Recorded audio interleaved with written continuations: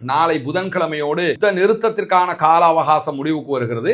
எனவே இதை இன்னொரு 2 வீக்குக்கு நீட்டுங்க, அந்த காலகட்டத்துக்குள்ள நம்ம பேச்சுவார்த்தைகளை அரேஞ்ச் பண்ணிக்கலாம்ங்கிற விதமாக 2 தரப்பிடத்திலையுமே பாகிஸ்தான் கோரிக்கை விடுத்திருக்கிறது என்கிற செய்திகள் வெளியாகி இருக்கிறது. அதே நேரம் இப்ப இவர் என்ன சொல்றாரு, நாங்க மொத்தமா அழிச்சிட்டோம்ங்கிறார். மொத்தமா அழிச்சிட்டீங்கன்னா அப்ப எதுக்கு அதை கேட்டுக்கிட்டு இருக்கிற? அழிச்சதை எவனாவது கேட்பானா? நீ கேட்கறது உண்மையா இருந்தா அழிச்சதுங்கிறது பொய், அழிச்சது உண்மையா இருந்தா கேட்கறதுங்கிறது பொய்யா இல்லையா? இன்றைக்கு ஈரானுடைய ஒரு கப்பல் மேல நேத்து நைட்டு அமெரிக்காவினுடைய போர்சஸ் இறங்கி இருக்கிறாங்க என்கிற செய்திகளை பென்டகன் அறிவிச்சிருக்கிறாங்க. ஒன்றும் முடியல, டொனால்ட் ட்ரம்ப்புக்கு சொல்லி கேட்க மாட்டாருன்னு தெரியும். அதனாலதான் ஈரானுக்கு இப்ப ஜெர்மன் போன்ற நாடுகளே சொல்ல ஆரம்பிச்சிருக்கு, தயவு நீங்களாக கொஞ்சம் கேளுங்களேங்க, முடியாம இருக்குது, எல்லாம் பெட்ரோல் இல்லாட்டி என்னத்துக்கு ஆகுறது நம்ம அப்படின்ற மாதிரி ரொம்ப கெஞ்சி கூத்தாடி ஒரு அறிவிப்பை வெளியிட்டிருக்கக்கூடிய செய்திகளுக்கு மத்தியில தான்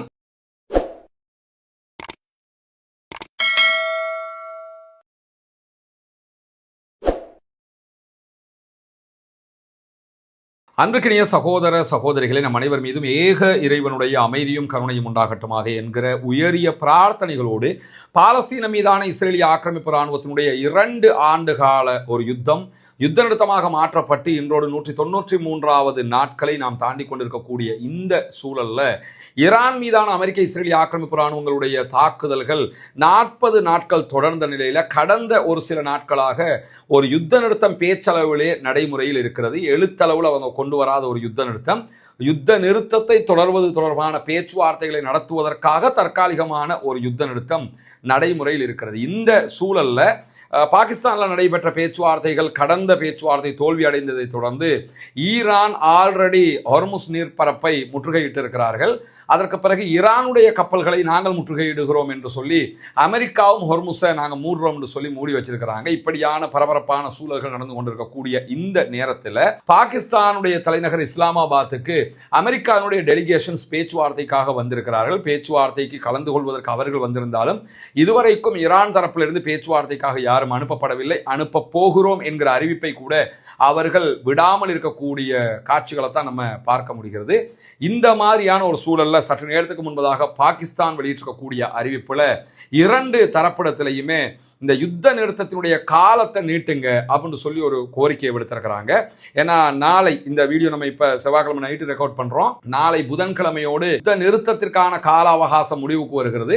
எனவே இதை இன்னொரு 2 வீக்குக்கு நீட்டுங்க, அந்த காலகட்டத்துக்குள்ள நம்ம பேச்சுவார்த்தைகளை அரேஞ்ச் பண்ணிக்கலாம்ங்கிற விதமாக 2 தரப்பிடத்திலையுமே பாகிஸ்தான் கோரிக்கை விடுத்திருக்கிறது என்கிற செய்திகள் வெளியாகி இருக்கிறது. அதே நேரம் இது தொடர்பாக உடனடியாக ஈரானுடைய பேச்சுவார்த்தைகள் அடுத்த கட்டம் என்ன என்பது பற்றி அமெரிக்க அதிபர் டொனால்ட் ட்ரம்ப் இடத்துல சிஎன்பிசி தொலைக்காட்சி கேட்ட கேள்விகளுக்கு அவர் பதிலளிக்கும் போது, போர் நிறுத்தத்தை நாங்கள் நீட்டிக்க விரும்பல, புதன்கிழமை தான் ஃபைனல் டேட்டாக இருக்குது, அதற்கு ஈரான் ஒப்புக்கொள்ளவில்லை என்று சொன்னால் நமக்கு நேரம் எல்லாம் அதுக்கு மேல இடம் கொடுக்காது அப்படிங்கிற ஒரு வார்த்தை அவர் சொல்லியிருக்கிற அதே நேரத்தில் இன்னும் ஒரு அமெரிக்க இஸ்ரேலிய கொடுமையான ஆக்கிரமிப்புக்கு தயாராக இருக்க வேண்டும், நம்முடைய படைகள் அத்தனையும் உசார் நிலையில் இருக்க வேண்டும் என்று சொல்லி உடனடியாக ஒரு அறிவிப்பை விடுத்திருக்கிறார் ஈரானுடைய நீதித்துறை தலைவர். ஈரானுடைய கட்டமைப்பு எப்படி இருக்கும் என்று கேட்டால், உச்ச ஆன்மீக தலைவராக முஜ்தபா காமனி இருப்பார், அதுக்கு பிறகு ஜனாதிபதி இருப்பார், அதுக்கு பிறகு பாராளுமன்ற சபாநாயகர் முகமது ஹலீபாப் இருப்பார், அதற்கு பிறகு நீதித்துறை தலைவர் இருப்பார். நீதித்துறை தலைவர் இன்றைக்கு மாகாண ஆளுநர்களோடு பேச்சுவார்த்தை நடத்தி இருக்கிறார். அதற்கு பிறகு முப்படைகளுக்கும் அனைத்து தரப்பினருக்கும் இந்த கட்டளை அவர் இட்டிருக்கிறார், அனைவரும் ரெடியாயிருங்க, எனி டைம் அமெரிக்கா நம்மை தாக்கக்கூடும் என்கிற செய்திகளை சொல்லியிருக்கிறாங்க. 2 தரப்புமே இப்படியான ஒரு அரேஞ்ச்மெண்ட்ல இருக்கக்கூடிய நேரத்தில் இன்றைக்கு அமெரிக்க அதிபர் டொனால்ட் ட்ரம்ப் விடுத்திருக்கக்கூடிய மேலதிகமான ஒரு செய்தியில் என்ன சொல்றாருன்னா, இரத்த வரி கொண்ட ஈரானுடைய அணுசக்தி தளங்களை முற்றிலுமாக அமெரிக்கா அழித்து விட்டது அப்படின்னு சொல்லியிருக்கிறாரு.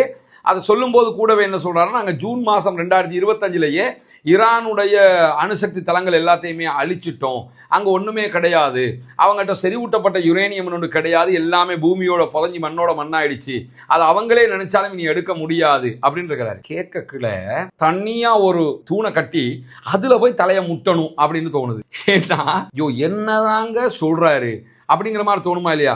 நம்ம லைஃப்ல நிறைய ஜனாதிபதிகளை பார்த்துருக்கோம், எத்தனை கோடி மனிதர்களை சந்தித்து விட்டு கடந்து போவோம். அப்படியான ஒரு எந்த லிஸ்ட்லையுமே டொனால்ட் ட்ரம்ப் சேர மாட்டாரு. நேற்று சொல்றதை அடுத்த நிமிஷம் மாத்துறது, இப்ப சொல்றது அதுக்கு அடுத்த செகண்ட் மாத்துறது.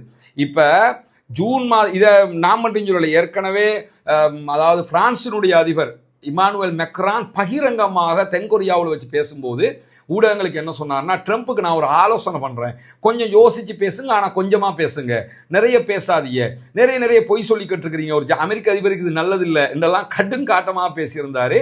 ஏன்னா அவரே சொன்னார், நீங்கள் ஜூன் மாதமே ஈரான் மேலே குண்டு போட்டு யுரேனியத்தை அழிச்சிட்டீங்க என்பதுதான் உண்மையாக இருந்தால் இப்போ எதுக்கு சண்டை பிடிச்சின்னு கேட்டார். உண்மைதானே? இப்போ சண்டை பிடிச்சதே ஈரானில் அணு ஆயுதம் தயாரிக்க போகிறார்கள். 460 கிலோ செறிவூட்டப்பட்ட யுரேனியம் இருக்கிறது. 9-10 அணு ஆயுதங்களை அவர்கள் செய்துவிட முடியும். எனவே அதை நாங்கள் அழிக்கப் போகிறோம் என்று சொல்லித்தானே இவ்வளோ பெரிய யுத்தத்தை பண்ணி 40 நாள் அழிச்சு அந்த நாட்டுக்கும் சேதம், அமெரிக்காவுக்கும் அடி, இஸ்ரேலுக்கு அடி, அதை தாண்டி அரபு நாடுகள் அமெரிக்காவுடைய போற்றை வச்சுக்கிட்டு இருந்த எல்லோருக்குமே அடி. இப்படி எவ்வளவு பெரிய அழிவுகள் ஏற்பட்டு முடிஞ்சிருச்சு. எல்லாம் முடிஞ்ச பிறகு திருப்பி ரிவர்ஸில் போய் நின்று நாங்கள் அப்பவே அழிச்சிட்டோமே, அதெல்லாம் எடுக்கவே முடியாது அப்படிங்கிற. அப்போ அழிச்சா இப்போ எதுக்கியா யுத்தம் பண்ணினேன்? சரி, இப்போ யுத்தம் பண்ணி இருந்தா இந்த இப்போ யுத்த நிறுத்தம் இருக்குதுல்ல, கடந்த பேச்சுவார்த்தை தோல்விக்கான காரணம் என்னன்னு கேட்டா, ஈரான்ட்ட செறிவூட்டப்பட்ட யுரேனியம் 460 கிலோகிராம் இருக்குது, அதை அமெரிக்காட்ட தரணும். அதனால் அவங்க கேட்டு இவங்க கொடுக்காததுனால தான் பேச்சுவார்த்தையை தோல்வி அடைஞ்சது. இப்போ இவர் என்ன சொல்றாரு, நாங்கள் மொத்தமாக அழிச்சிட்டோம்ங்கிறார். மொத்தமாக அழிச்சிட்டீங்கன்னா அப்போ எதுக்கு அதை கேட்டுக்கிட்டு இருக்கிறேன்? அழிச்சதை எவனாவது கேட்பானா? நீ கேட்கறது உண்மையா இருந்தா அழிச்சதுங்கிறது பொய், அழிச்சது உண்மையா இருந்தா கேட்கறதுங்கிறது பொய்யா இல்லையா? அப்ப இந்த ஆளை எக்ஸ்பெக்ட் பண்றது ரெண்டாவது, எந்த லிஸ்ட்ல சேர்க்கிறதுங்கிற அளவுக்கு யோசனை வருது. ஏன்னா தொடர்ந்து பொய்யா சொல்லிக்கிட்டு இருக்கிறாரு. அதை தான் இம்மானுவேல் மெக்ரானும் மிக தெளிவாக சொல்லியிருந்தாரு. இன்னைக்கு திருப்பி உட்கார்ந்துக்கிட்டு ஈரானால் அதை தோண்டி எடுக்கவும் முடியாது, திருப்பி எடுக்கவும் முடியாது, மொத்தமாக நாங்கள் அழிச்சு நாசக்காடாகிட்டோம், அது ஜூன் மாசமே எல்லாம் முடிஞ்சு போச்சுங்கிறாரு. ஜூன் மாசமே முடிஞ்சு போச்சுன்னா இப்போ எதுக்கு யுத்தம்? இனிமே எதுக்கு யுத்தம்? எல்லாம் முடிஞ்சு போச்சு, ஈரான் தோத்துடுச்சுன்னு அர்த்தமாயிருமே. அப்ப இவ்வளவு உலர்கிற ஒரு ஆளாக இவர் மாறிக்கொண்டிருக்கக்கூடிய சூழலை நம்ம பார்க்க முடிகிற அதே நேரத்தில் இன்றைக்கு ஈரானுடைய நாடாளுமன்ற சபாநாயகர் முகமது பாகர் ஹலீபா வெளியிட்டிருக்கக்கூடிய அறிவிப்புல, நாங்கள் ஒருபோதும் சரணடைய போவதில்லை, சரணடைதல் என்கிற பேச்சே எங்களுடைய அகராதியில் கிடையாது என்று சொல்லியிருக்கிறாரு. எல்லாமே என்னன்னா, இந்த யுத்தத்தில் ஜெயிச்சிட்டாங்க, அமெரிக்காவுக்கு அடிச்சு தூக்கிட்டாங்க, அந்த தைரியத்தில் மிக தெளிவான ஒரு அறிவிப்பை விடுத்திருக்கிறாரு. நாங்கள் பாகிஸ்தானுக்கு இதுவரைக்கும் நாங்கள் போகலை, ஏன்னா அமெரிக்காவை நம்ப முடியலை, இன்னும் ஒரு யுத்தம் ஏற்பட்டுச்சுன்னு சொல்லி சொன்னால் அமெரிக்கா நிறைய ஆச்சரியங்களை எங்கள்கிட்ட இருந்து பார்த்துக்கொள்ளும் அப்படிங்கிறாங்க. அப்போ மேலதிகமாக நிறைய புதிய ஆயுதங்கள் இருப்பதற்கான வாய்ப்புகள் இருக்கிறது. அதையெல்லாம் சொல்லி அவர் என்ன சொல்கிறாருன்னு கேட்டால், எல்லோருமே தயாராகிறீங்க, அவரும் சொல்கிறாரு ரெடி ஆகிறீங்க, இன்னும் ஒரு யுத்தம் வருவதற்கான வாய்ப்புகள் இருக்கிறது என்பதை சொல்லியிருக்கிறார். இதே நேரத்தில் இன்றைக்கு அமெரிக்க அதிபர் டொனால்ட் ட்ரம்ப் 2வது ட்வீட் போட்டிருக்கிறார். அதில் என்ன சொல்கிறாருன்னு கேட்டால், ஒப்பந்தம் ஒன்று வரலன்னு சொல்லி சொன்னால் ராணுவம் தாக்குதல் நடத்தும், எங்கள் படைகளும் ரெடியாக இருக்கிறாங்க, இந்த யுத்த நிறுத்த காலத்தை பயன்படுத்தி நாங்கள் ஆயுதங்களை எல்லாம் நிரப்பி இருக்கிறோம், தேவையான வெப்பன் எல்லாம் கொண்டு வந்திருக்கிறோம், எனவே எங்களுடைய படைகளும் தயாராக இருக்கிறதுன்னு இருக்கிறாங்க. ஈரானுடைய படைகள் மேலதிகமான ஏவுகணைகள், அவர்களுக்கு தேவையான ஆயுத பலங்களை எல்லாம் அவங்களும் கொஞ்சம் நிரப்பி இருக்கலாம் அப்படிங்கிறாரு. இவங்க ஃபுல்லாக கொண்டு வந்து வச்சிருக்கிறாங்களாம், அவங்களும் கொஞ்சம் நிரப்பி இருக்கலாம். அவன் கொஞ்சம் நிரப்பி இருக்கிறானா, ஃபுல்லாக கொண்டு வந்து வச்சிருக்கிறானாங்கிறது இவங்களுக்கு தெரியாதுல்ல. ஆனால் ஈரான் வெளியிடுகிற அறிவிப்பில் என்ன சொல்கிறாங்கன்னா, நாங்கள் யுத்தத்துக்கு முன்பதாக இருந்த வேகத்தை விட அதிக வேகத்தில் ஆயுதங்களை தயார் செய்து கொண்டிருக்கிறோம், ஏவுகணைகளை ரெடி பண்ணிக்கிட்டு இருக்கிறோம், அதுக்கான தாக்குதலுக்கான ஏற்பாடுகளை பண்ணி கொண்டிருக்கிறோம், எந்த நேரமும் எங்களை நோக்கி தாக்குதல் நடத்தப்படலாம், அப்படி நடத்தப்பட்டால் அதை உச்சமாக எதிர்கொள்வதற்குரிய ஏற்பாடுகளை நாங்கள் ஃபுல் ஃபோர்ஸோட பண்ணிக்கிட்டு இருக்கிறோம்னு சொல்லி IRGC, ஹாத்தமுல் அன்பியா அவர்களுடைய எல்லா படைப்பிரிவுகளும் ஒட்டுமொத்தமாக அறிவித்திருக்கக்கூடிய காட்சிகளை நம்ம பார்க்க முடியும். அதை தாண்டி இந்த அமெரிக்காவினுடைய இன்னும் ஒரு அறிவிப்பில் என்ன சொல்றாங்கன்னு கேட்டால், ஈரான் தன்னுடைய 40% ஆளில்லா விமானங்களுடைய கேப்பபிலிட்டியை வைத்து கொண்டிருக்கிறது, இன்னும் தக்க வச்சிருக்குது அப்படின்றாங்க. ஈரானுடைய 60% ஆளில்லா விமானங்கள் அழிச்சிட்டாங்களாம், இன்னும் 40% தான் இருக்கிறான். எண்ணி இருக்கிற மாதிரி சொல்லிக்கிட்டு இருக்கிறான் பாருங்க. ஆல்ரெடி என்ன சொன்னாங்கன்னா, நாங்கள் 60% ஏவுகணை பலத்தை அழிச்சிட்டோம்னாங்க, பிறகு 80ன்னாங்க, 90ன்னாங்க, பிறகு ரிவர்ஸ் வந்து 70ன்னாங்க, இதெல்லாம் சொன்னாங்க. ஆனால் அது எல்லாமே பச்சை பொய்ன்னு உலகத்துக்கே தெரிஞ்சிருச்சு. அதே மாதிரி இப்போவும் அதே மாதிரி ஒரு கதையை சொல்லியிருக்கக்கூடிய சூழலில் தான் நீங்கள் ஒரு ஒப்பந்தத்துக்கு வரலன்னு சொல்லி சொன்னால் உடனே நான் உத்தரவு பிறப்பிப்பேன், பெரிய ஒரு சண்டையாக மாறும். அவருடைய பாஷையில் சொல்கிறதால தான் எங்களிடத்தில் ஏராளமான வெடிமருந்துகள், எல்லா வெடிமருந்துகளும் இப்போ கைவசம் இருக்கிறது, நாங்கள் எல்லாத்தையும் கொண்டு வந்துட்டு திரும்ப எல்லாத்தையும் நிரப்பி வச்சிருக்கிறோம், அவங்களும் கொஞ்சம் நிரப்பி இருக்கிறதுக்கான வாய்ப்பு இருக்கிறது, தாக்குதலுக்கு தயாராக இருக்கிறோம், நான் உத்தரவு போட்டேன்னா உடனே அட்டாக் பண்ண ஆரம்பிச்சிருவாங்க அப்படின்னு இருக்கிறாரு. நீங்கள் எவ்வளோ பெரிய அட்டாக்கை பண்ணாலும் அதை எதிர்கொள்வதற்கு நாங்கள் நாங்கள் தயார் என்று சொல்லி ஈரானும் திட்டவட்டமாக சொல்லியிருக்கக்கூடிய இந்த காலகட்டத்துக்குள்ள பேச்சுவார்த்தைகளுக்கான நேரம் குறைந்து வர்றதுனால அமெரிக்காவும் ஈரானும் பொறுமை சோதனையில் இருக்கின்றன அப்படின்னு சொல்லி கத்தார் பல்கலைக்கழகத்தினுடைய உதவி பேராசிரியராக செயல்படக்கூடிய அப்துல்லா பந்தர் அல் உதைஃபி அவர்கள் வெளியிட்டிருக்கக்கூடிய கருத்துக்களை இன்றைக்கு அல் ஜசீரா சுட்டிக்காட்டி இருக்கிறது. ஊடகமாக இது துறை சார்ந்த அறிஞர்களிடத்தில் அடுத்து என்ன நடக்கும் என்கிற ஊகங்களை எல்லாம் கேட்பாங்க. அந்த அடிப்படையில் தான் பேராசிரியர் அப்துல்லா பந்தர் அல் உதைஃபி அவர்கள் பேசுகிற நேரத்தில் என்ன சொல்றாருன்னா, அமெரிக்க அதிபருக்கு ஒபாமா செய்த ஒப்பந்தத்தை விட ஒரு பலமான ஒப்பந்தம் தேவைப்படுகிறது. ஏன்னா 2015 ஒபாமா ஐரோப்பிய யூனியன் எல்லாருமே சேர்ந்துதான் ஒரு ஒப்பந்தத்தை பண்ணினாங்க ஈரானோட. அந்த ஒப்பந்தத்தில் தான் ஈரானுக்கு சில விதிவிலக்குகள் கொடுக்கப்பட்டு அவங்க அடுத்த கட்டமெல்லாம் போனாங்க. இந்த ஒப்பந்தத்தை அமெரிக்க அதிபர் டொனால்ட் ட்ரம்ப் 2018 கேன்சல் பண்ணி நாங்கள் வெளியே போகிறோம்னு போயிட்டாரு. அதுதான் இவ்வளவு பெரிய விளைவுகளையே உண்டாக்கிருச்சு. இப்போ ஒபாமா செய்த ஒப்பந்தம் பிழையானது, நல்லது கிடையாதுன்னு சொல்லிட்டு தானே உடைச்சிட்டு போனாரு. இப்போ அவர் ஒரு ஒப்பந்தத்தை எதிர்பார்க்கிறார் ஈரான் இடத்துல. அந்த ஒப்பந்தம் எப்படி இருக்கணும்னா, ஒபாமா செஞ்ச ஒப்பந்தத்தை விட நல்ல சூப்பர் ஒப்பந்தமாக இருக்கணும். ஒரு 20 வருஷத்துக்கு நாங்கள் யுரேனியத்தை தொடவே மாட்டோம் அப்படின்னு சொல்லி ஈரான் சொல்லணுங்கிறத அவர் எதிர்பார்க்கிறாரு. அதுக்கான அழுத்தங்களை தான் அவர் கொடுக்கிறாரு. ஆனால் ஈரான் அதை சொல்ல மாட்டேங்கிறாங்க. வந்தா யுத்தம் வந்தா பார்த்துக்குருவோம், நீ சொல்ற மாதிரி எங்களுக்கு ஆட முடியாதுன்னு சொல்லி அவங்களும் என்ன பண்றாங்கன்னா, இந்த நேரத்தை சோதனைக்குள்ளாக்கி கொண்டே இருக்கக்கூடிய சூழல் இருக்கிறது. நாளை புதன்கிழமையோடு இந்த காலகட்டம் முடிவடைய இருக்கிறது.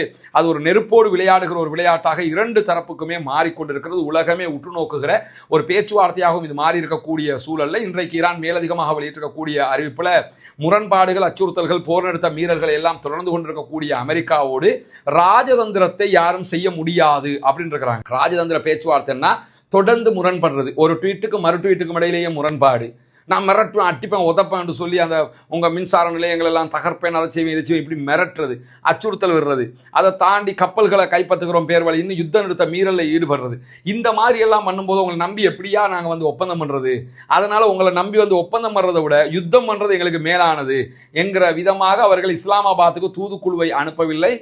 பங்கேற்பது தொடர்பான எந்த சமிக்ஞைகளையும் அவர்கள் கொடுக்கவில்லை. ஆனால் பங்கேற்க மாட்டோம் என்கிற நிலையையும் அவங்க அறிவிக்கலைங்கிறத கவனத்தில் கொள்ளணும். நாங்கள் பாகிஸ்தானுக்கு இனி வரவே மாட்டோம் அப்படின்லாம் சொல்லலை. இதுவரைக்கும் ஆள் அனுப்பலை. நாளை வரைக்கும் நேரம் இருக்கிறது. ஜேடி வான்ஸ் அங்கே தான் இருக்கிறாரு. அமெரிக்காவுடைய தூதுக்குழு பேச்சுவார்த்தைக்காக வந்திருக்குது.